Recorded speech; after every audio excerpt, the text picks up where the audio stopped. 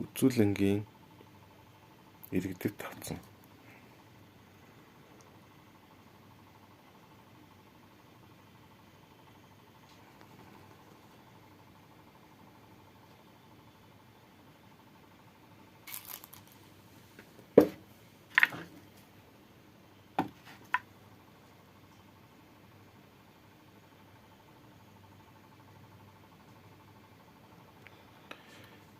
Ийм чихрийн тавг